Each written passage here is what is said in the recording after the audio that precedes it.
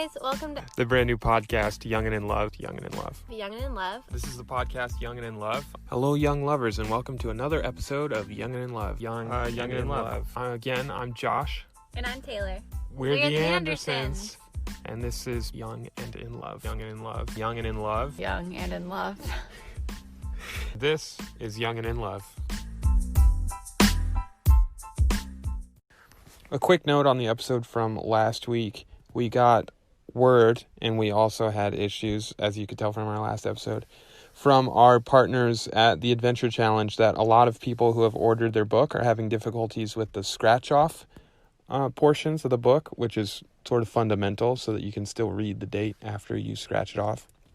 But they came up with a solution that if any of you have those small kitchen we call them Brillo pads because that's the company that makes them. So they're like the green brisk scrubbers that you can use. It's sort of like the rough side of a sponge, but only that side.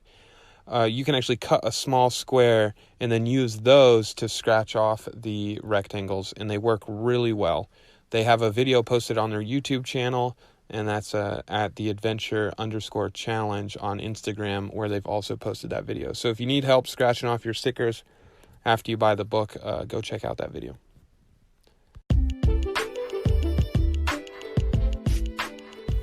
Welcome, one and all, to yet another episode of the Young and in Love podcast. I am your co-host, Josh, here along with my beautiful wife, Taylor. Hello.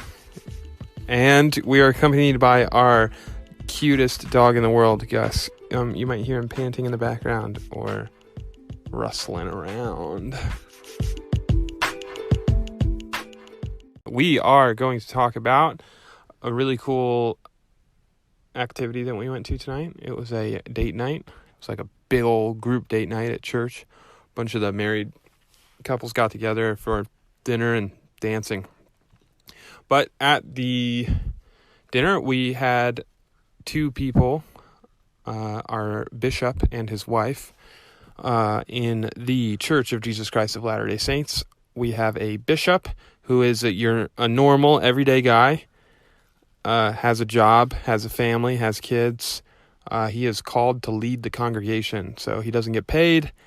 He doesn't sign up for it. He is called of God, and he accepts that invitation willingly, and then he serves, and he leads the congregation, similar to the way a priest does in the Catholic Church. They gave a beautiful message about love at home and the things that we can do to establish good relationships. They wanted to really point out that no matter what our family situation is like, or who we have in our family or who we consider family, we all have relationships in our life, whether it be with our friends or our family or our colleagues. So they wanted to mention a couple things that we could do to have better relationships in our life. So one of those, or they left it open to the couples that were there at dinner, and a couple of ideas that were thrown around were mutual respect, one for another. Communication. Putting someone else's needs above your own.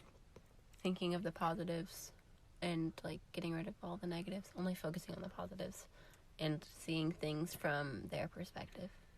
Yeah, that was actually a really cool exercise that the bishop's wife did. Bishop Burfiend and his wife. Shout out to brother and sister Burfiend. That she asked us to imagine something that really irritates us about our partner. And we were just supposed to think of it in our head. And then she asked us to think about something that we really love about our partner and to think about that in our head and to pay attention how we felt. And I really noticed this, that when she asked us to think about something that irritated us, she said, didn't you feel sort of angry and start to get a little upset and blood starts to flow a little faster? Blood pressure goes up a bit and you start to turn a little red. And I was like, yeah, it sort of felt like what was happening. And then she's like, but when you think about the positive things and things you really love about them, your whole mood changes. You feel calm and reassured. And I was like, yeah, totally. maybe gratitude is a superpower after all. So that was some cool messages, but we've got a couple more here that we'd like to talk about today, and there's quite a few of them, so we're just going to go ahead and jump right in. Taylor, why don't you take it away with this first one? Oh, okay, so the first one, the first one is that we need to treat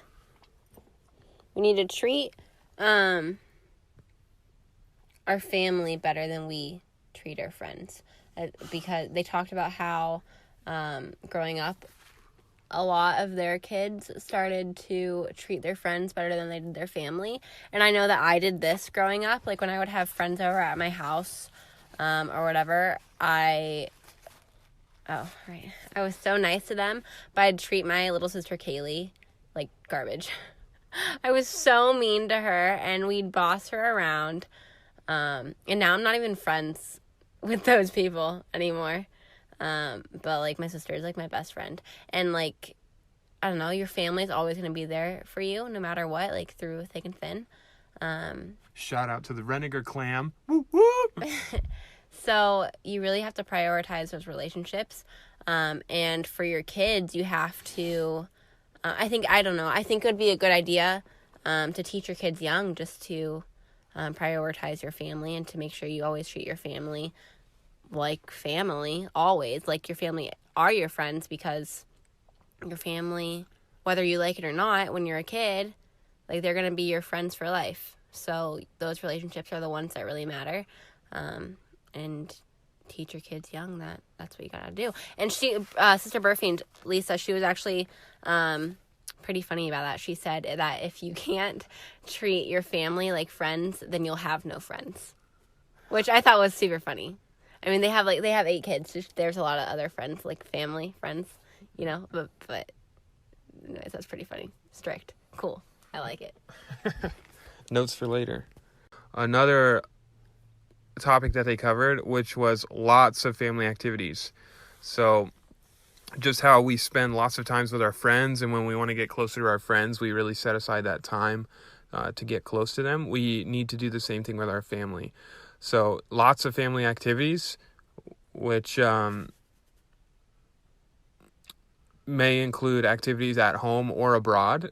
As Taylor mentioned before, they have 8 kids, so she said there wasn't a lot of spare money to go on these extravagant vacations like they were seeing a lot of their friends do, but they made sure to always create unique activities at home where everyone participated. So they would play fun sports together. They even invented a cool game that they would play in their pool, or in their neighborhood pool, and how everyone would participate and everyone got a chance, whether they were playing those new games that they invented or playing a game of wiffle ball in the backyard.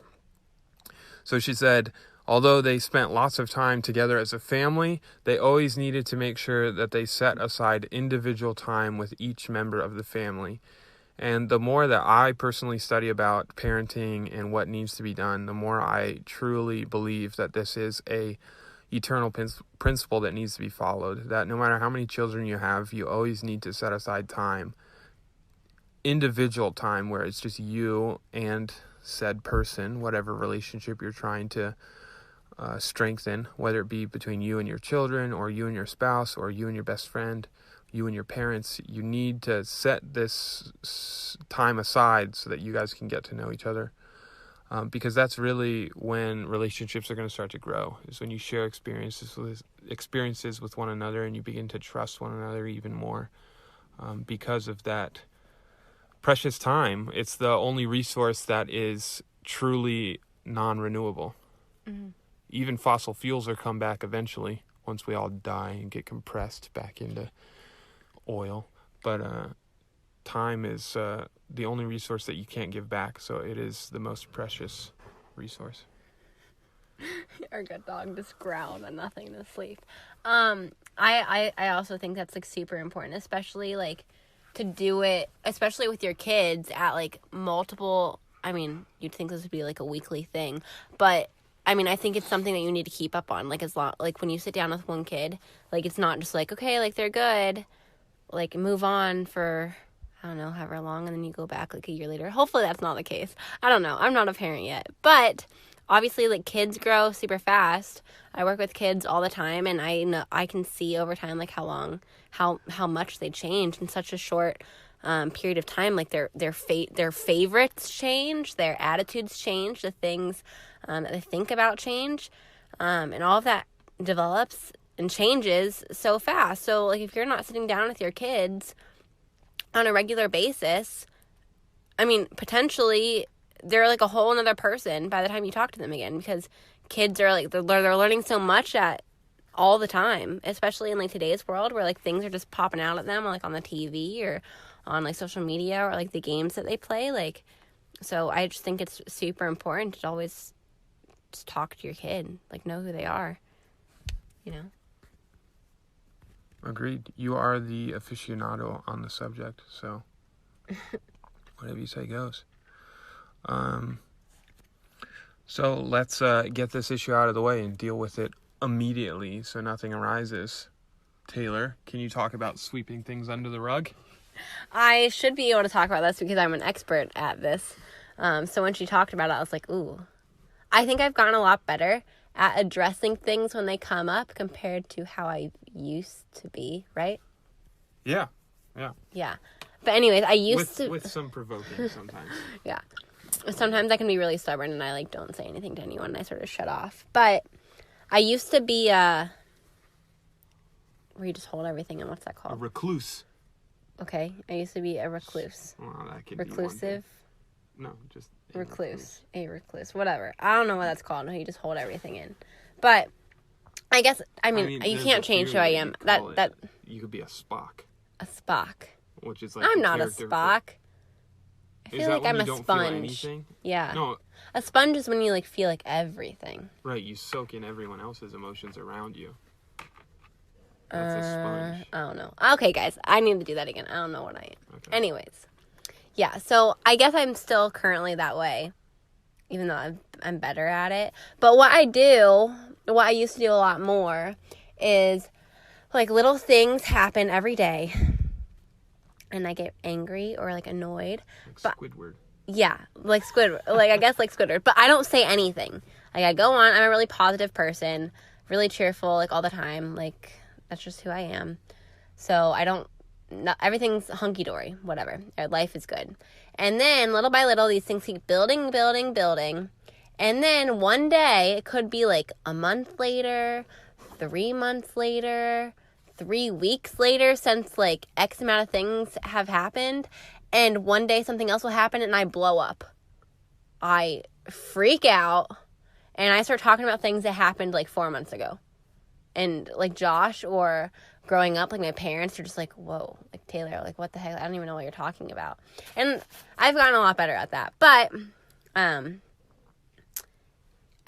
have learned from, like, us being married and how, like, I don't know, it's just so important to address things as they come up so that you move on faster. You're not holding any grudges. There's no hard feelings, because those things can really hinder your relationship and, like, not only like the experiences that you guys get to spend together with your husband or your significant other or your boyfriend or whatever, but it like almost puts a halt like on your relationship, like on your growth, I would think, just because like you're like angry, whether like, I don't know, it's not good. So you gotta address things as they come up, or it only makes the problem grow bigger and bigger and bigger and blow way out of proportion than what it would be if you would just address it head on.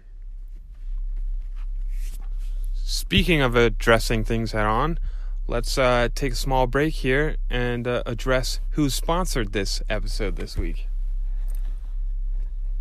Taylor, can I ask you a question? Yeah.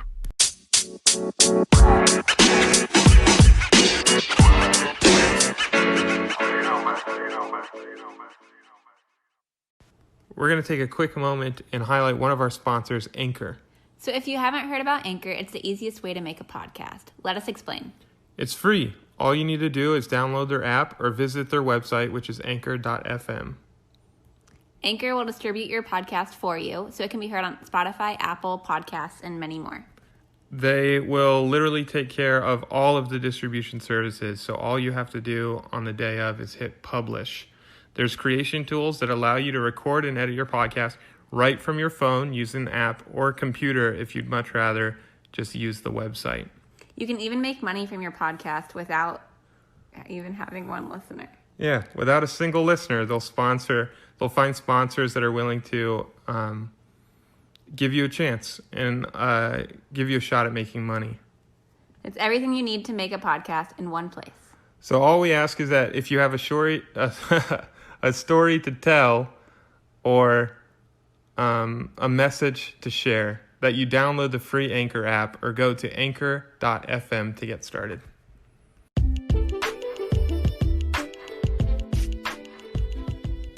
When I had an idea to start a podcast, I had no idea where to start.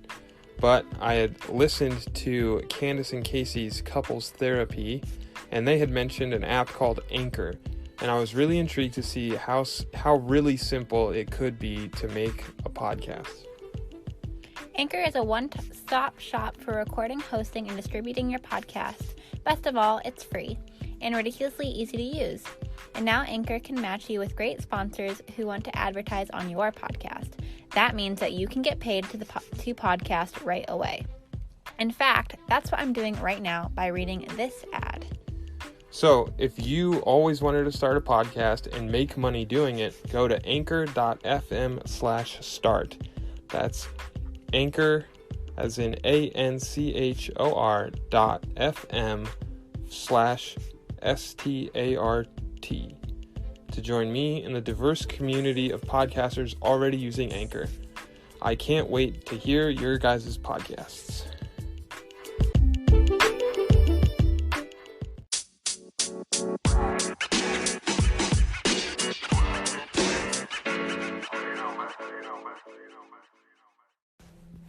Thank you for that wonderful message, past Josh and Tay, talking about our great friends over at Anchor.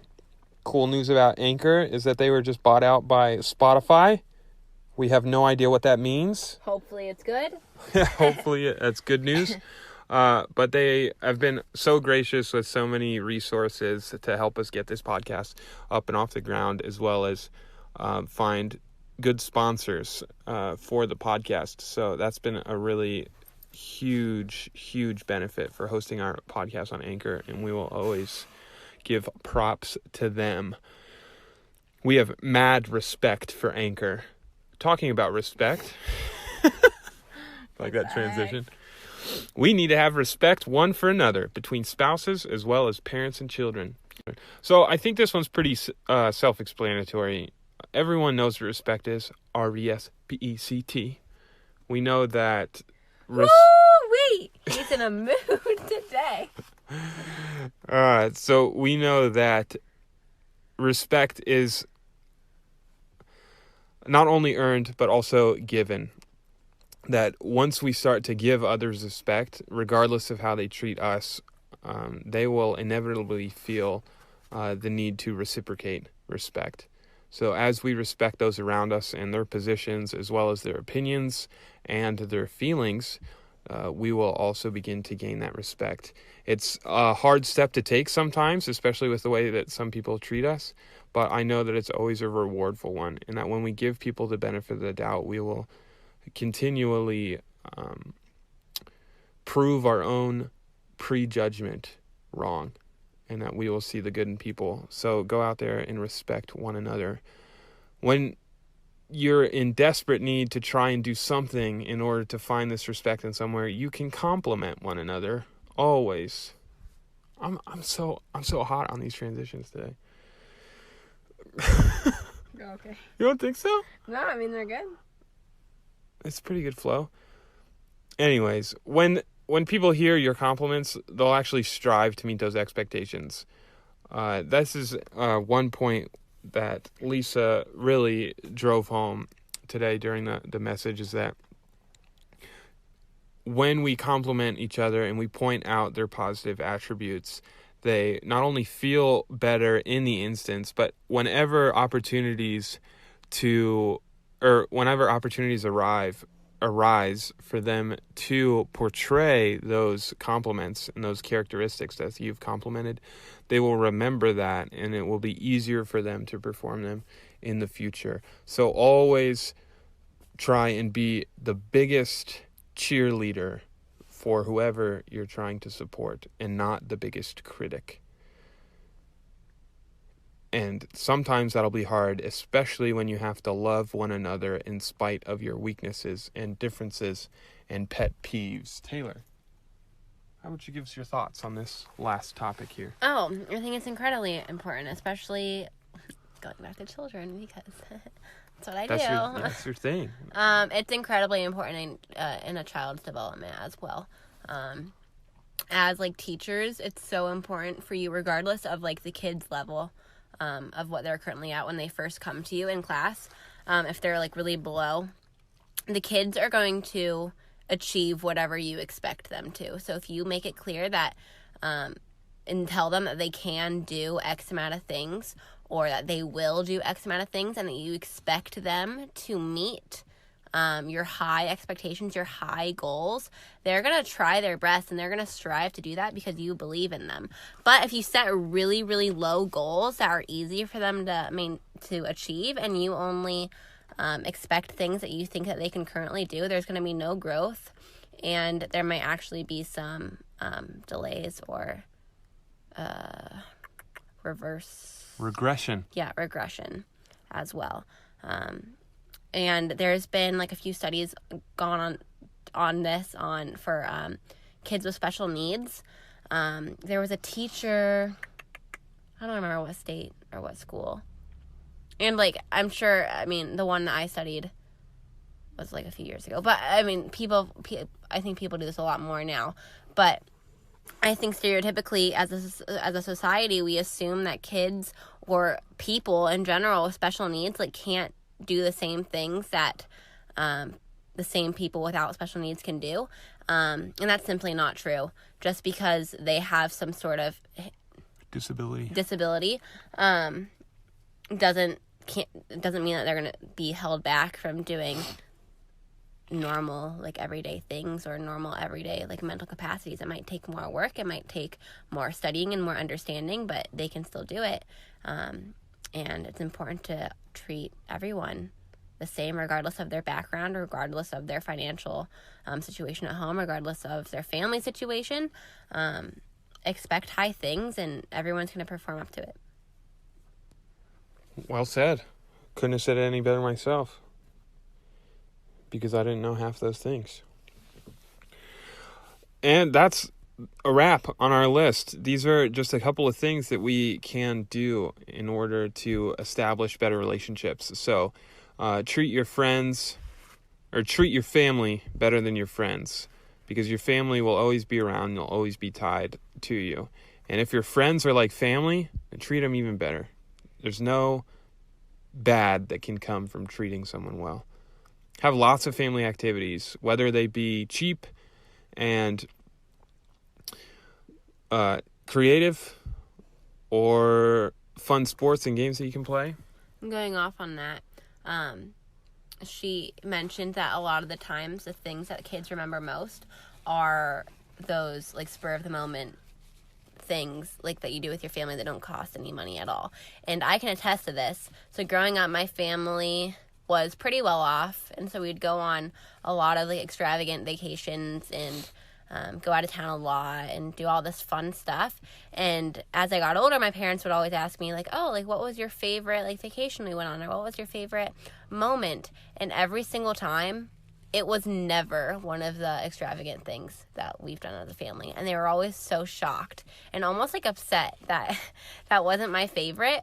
But it really wasn't. All of my favorite things were either the vacations that we went on that like we had nothing planned, we just hung out as a family and did nothing, or we just stayed at home and did certain stuff, and those were my favorite moments. So that's true. You don't have to spend a lot of money in order to have a good time or in order to create great memories. All you have to do is have each other. And I think the same applies with normal relationships, that if we simply go out of our way to set aside time for those we care about the most, whether they be family or friends, that people will notice that, and that will be a cherished moment or a cherished memory that they will have for it will be a lasting memory for them. Which is the third point that they covered, which was individual time with each member of your family. That includes your spouse and your children, if you have them, or your friends, just spending that individual time with each of them. No sweeping it under the rug. If there's an issue, deal with it immediately, so no grudges form. And then at the end, you got to hug it out. Say something positive. Get those compliments rolling.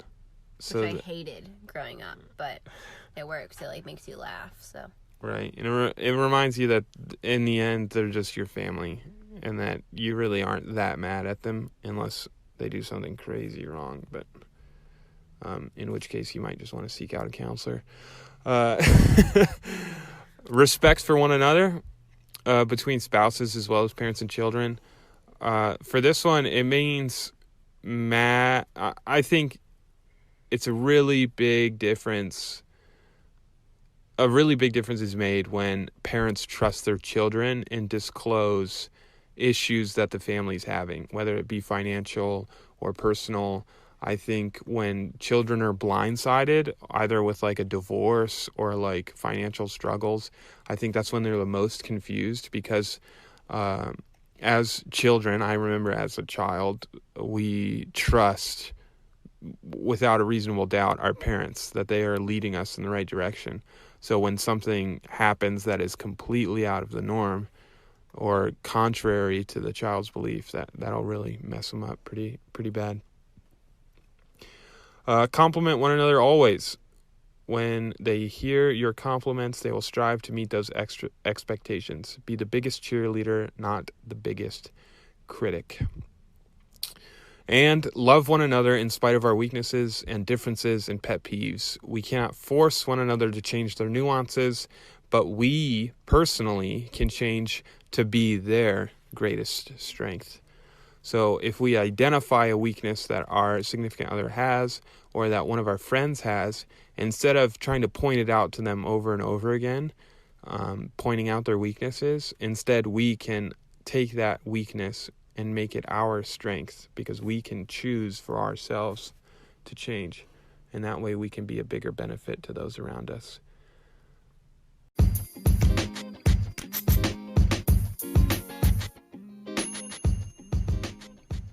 And there you have it. This concludes the episode for this week. One last shout out for my beautiful wife, because I am in a good mood today. A great mood today, because she has been keeping me diligent and making me wake up early and go to the gym. So I've had more energy lately and I've been happier.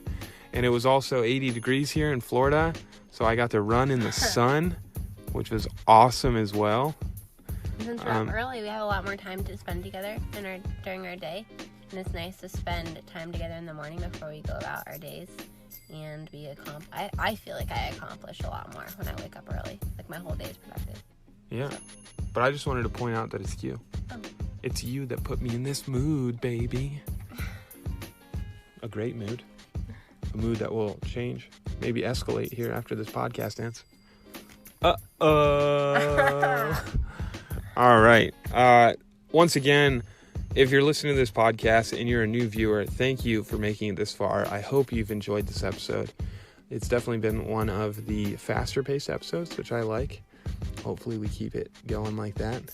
Sometimes we're just sort of stumbling through the whole episode. It doesn't feel right, but this one felt good. Thank you. Make sure you follow us on all the social medias at YoungLovePC. That's on Instagram, Twitter, and Facebook. I have been slightly inactive compared to January during February, but we have still attained the same level of number of plays. So thank you guys for listening to all the episodes. Keep them coming. Make sure this week that you share this podcast either with your significant other or one person that you think it could influence. We want to spread the level of love in this world. Make sure that everybody's doing their best to love everyone around them as much as they can.